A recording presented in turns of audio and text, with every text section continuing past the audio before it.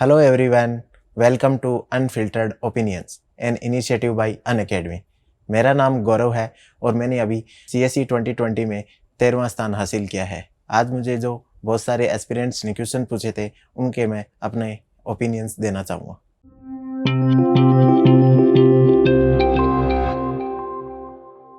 Let's start with the first question. How to maintain emotional intelligence as it plays an important part in the preparation?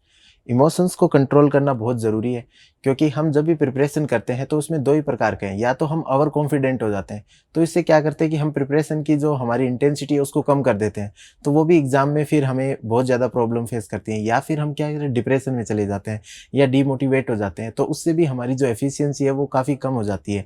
तो emotionally intelligent बनना तो बहुत ज़रूरी है, अपने emotions को हमें कंट्रोल करना चाहिए। अगला question, what was the exam day strategy for the UPSC prelims? इसमें जो मेरी स्ट्रेटेजी रहती थी कि एकदम कॉन्फिडेंट रहना है, एकदम मोटिवेटेड रहना है और ये सोचना है कि बस ये एग्ज़ाम एक ही बार देना है ताकि नेक्स्ट टाइम मुझे ये एग्ज़ाम वापस देने के लिए नहीं आना पड़े। Next question, any pros and the cons of being an engineer?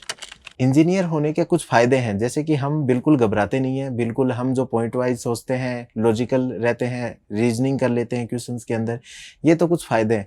Cons भी ये है कि हमारा जो बैकग्राउंड नहीं होता आर्ट्स के सब्जेक्ट में, तो कई बार हमारा जो नॉलेज होता है आर्ट्स के सब्जेक्ट का वो थोड़ा-सा कम होता है। तो pros and cons goes hand in hand. Next question, how did you start your preparation considering the vast syllabus of UPSC? मैंने जो मेरी प्रिपरेशन स्टार्ट की थी वो बेसिक बुक्स से की थी, जो मैंने डिसाइड कर लिया था कि ये 4 बेसिक बुक्स हैं।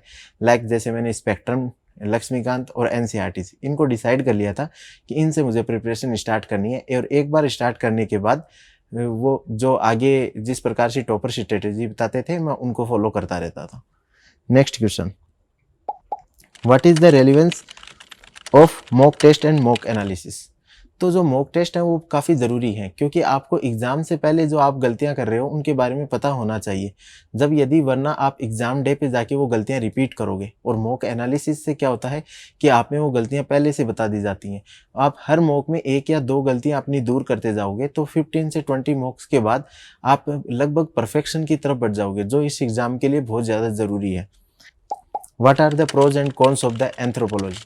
तो एंथ्रोपोलॉजी सेलेक्ट करने के 3-4 फ़ायदे हैं, जिसमें सबसे पहला फ़ायदा है कि आपके लिए एक स्टैटिक सिलेबस होगा, ज़्यादा करंट अफेयर्स का रोल नहीं रहता। उसके बाद ये सिलेबस थोड़ा छोटा है दूसरे जो ऑप्शनल्स हैं उनके कंपैरिजन में। तीसरा, इसमें आजकल यूपीएससी में काफ़ी अच्छा ट्रेंड चल रहा है। इस बार के जो टॉपर हैं शुभम कुमार, वो भी एंथ्रोपोलॉजी से ही हैं। तो ये सब चीज़ें हमें एंथ्रोपोलॉजी के लिए अच्छी हैं। इसमें जो कॉन्स है एंथ्रोपोलॉजी का वो है कि इसमें नंबर ऑफ़ स्टूडेंट्स अब बढ़ते जा रहे हैं, तो इसमें कंपटीशन काफ़ी ज़्यादा हो गया है। दूसरा, जो इसमें जो पैटर्न है पेपर का वो लगातार चेंज हो रहा है। तीसरा, इसमें जो वन स्टॉप सॉल्यूशन कहीं भी नहीं है, आपको मल्टीपल रिसोर्सेज को फॉलो करके आपके खुद के नोट्स बनाने पड़ेंगे। नेक्स्ट क्वेश्चन है, what I am not suppose to read for the UPSC CSE? आपको पढ़ना तो सभी है, लेकिन आपको 2 चीज़ें ध्यान रखनी है। आपको हर चीज़ का थोड़ा-थोड़ा नॉलेज होना चाहिए क्योंकि आप जर्नलिस्ट बनने जा रहे हैं, स्पेशलिस्ट नहीं। तो आप जो हर सब्जेक्ट के बारे में थोड़ा-थोड़ा ज़रूर जानिए। डेप्थ एनालिसिस केवल अपने ऑप्शनल सब्जेक्ट की कीजिए या ऐसे सब्जेक्ट जिनके बारे में यूपीएससी कुछ डीप क्वेश्चंस पूछती है। जैसे हिस्ट्री, पॉलिटी को आप थोड़ा-सा डेप्थ में पढ़ सकते हैं। बाकी जो सब्जेक्ट्स हैं उनकी बेसिक अंडरस्टैंडिंग ही यूपीएससी के लिए रिक्वायर्ड होती है। Next question, what is the ideal note making strategy for UPSC CSE? तो आइडियल नोट मेकिंग स्ट्रेटेजी में ये है कि आपके जो कॉपी है उसके अंदर 2 प्रकार से आपको नोट्स को डिवाइड करना चाहिए कि मुझे प्रीलिम्स में कौन से नोट्स काम आएंगे, मेंस में कौन से नोट्स काम आएंगे। ऑल्दो दोनों के नोट्स एक साथ ही बनाने हैं, लेकिन आप अलग अलग कलर का यूज़ कर सकते हैं। जिसमें जो फैक्चुअल इंफॉर्मेशन है उसको एक अलग कलर से लिख दीजिए और जो एनालिटिकल पार्ट है उसको दूसरे कलर के पेन से यूज़ कीजिए। इससे क्या होगा, जब आपको प्रीलिम्स का रिवाइज करना है तो वो आप स्पेसिफिक कलर वाले पॉइंट पढ़ सकते हैं और जब मेंस का पढ़ना है तो एनालिटिकल वाले पॉइंट्स को पढ़ सकते हैं। उसके बाद एक नोट्स मेकिंग में एक स्ट्रेटेजी और भी है, जिसमें आप नीचे कुछ रिवीजन नोट्स के लिए भी जगह छोड़ सकते हैं। एक मैं आपको और बात बताना चाहूँगा नोट्स मेकिंग में कि आप A4 साइज़ पे नोट्स बनाइए कॉपीज़ के कंपैरिजन में, ताकि आपको कोई नया कंटेंट ऐड करना हो तो आप उसमें स्टेपल कर सकते हैं। तो A4 साइज़ पेज पे नोट्स बनाइए, रिवीजन के लिए जगह रखिए, बाकी आप अलग अलग कलर का पेन यूज़ कर सकते हैं। Next question, what are the ideal resources for strengthening current affairs. Current affairs के लिए जो आपका फाउंडेशन रहेगा वो हिंदू न्यूज़पेपर रहेगा, क्योंकि वो लगभग सभी को कवर कर लेता है। लेकिन उसके बाद भी आपको कुछ और एक्स्ट्रा मटेरियल की ज़रूरत पड़ेगी, तो आप कुछ यूट्यूब चैनल्स हैं उनकी हेल्प ले सकते हो, जिसमें अनअकैडमी यूट्यूब चैनल है, ओनली आईएएस का चैनल है, इनसाइट आईएएस है और उसके अलावा राउज है। तो इन सब की आप हेल्प लेके आप एक कंबाइन, इनका एक जो कॉम्बिनेशन से आप एक अच्छा मैटर बना सकते हो। लास्ट में जो पीटी सीरीज आती हैं उनको ज़रूर फॉलो करना है। Next question, why do aspirant prefer Hindi और इंग्लिश इन यूपीएससी इंटरव्यू। तो मेनली जो नदर्न बेल्ट के स्टूडेंट होते हैं उनकी हिंदी के ऊपर कमांड अच्छी होती है एज़ कम्पेयर टू इंग्लिश। इसलिए जो स्टूडेंट्स हैं वो हिंदी को एज ए ऑप्शन, हिंदी को as a interview medium choose कर लेते हैं। What was your exam day strategy for UPSC CSC mains. UPSC CSC mains थोड़ा सा टिपिकल होता है क्योंकि ये 5 दिनों तक चलता है। तो इसमें 3 दिन जो फ्राइडे सैटरडे संडे और फिर जो 5 दिनों के गैप के बाद नेक्स्ट सैटरडे और संडे को एग्ज़ाम होते हैं। तो इसमें एक तो हमेशा आपको मोटिवेटेड रहना ज़रूरी है कि आप इसमें लगातार एग्ज़ाम में आपको लिखना है। दूसरा, आपका इसमें आपकी थकान काफ़ी ज़्यादा आ जाती है, तो इसको आपको एनर्जी ड्रिंक ले सकते हैं और लाइट फूड्स को ले सकते हैं।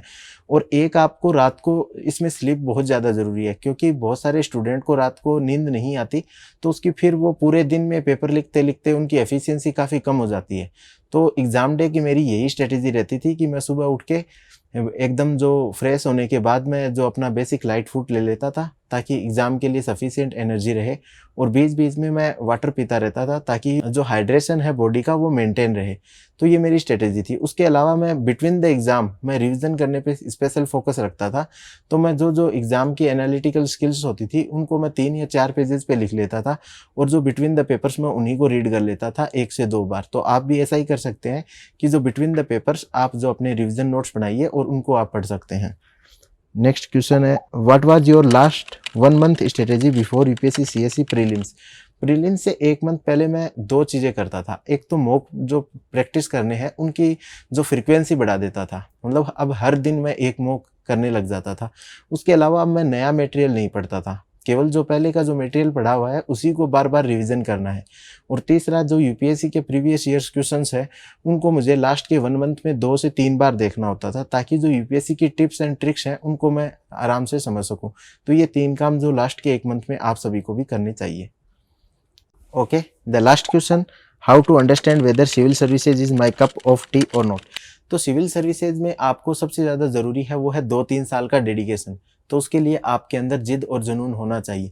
यदि आपको लगता है कि आप 2-3 साल के लिए बिल्कुल प्रिपरेशन कर सकते हैं, अपनी सारी जो शॉर्ट टर्म प्लेजर्स हैं उनसे डिस्कनेक्ट होके 2-3 साल आप यदि मेहनत कर सकते हैं, तो आपके लिए सिविल सर्विसेज हैं। यदि आप बोर हो जाते हैं किसी भी चीज़ से और यदि आपको लगता है कि आप में उस प्रकार की जिद नहीं है, तब ये आप इस सिविल सर्विसेज की प्रिपरेशन नहीं करने को मैं आपको सजेस्ट करूँगा। ये थे आप सभी के क्वेश्चंस और मेरे रिप्लाई। अभी भी आपका यदि कोई क्वेश्चन अनआंसर्ड रह गया है तो आप कमेंट सेक्शन में लिख सकते हैं। टीम अनअकैडमी उनके आंसर देने की कोशिश करेगी, और आप सभी को अपने 2021 के एग्ज़ाम के लिए ऑल द बेस्ट, ताकि मैं आपको अनफिल्टर्ड ओपिनियंस में देख सकूं। All the best, thank you.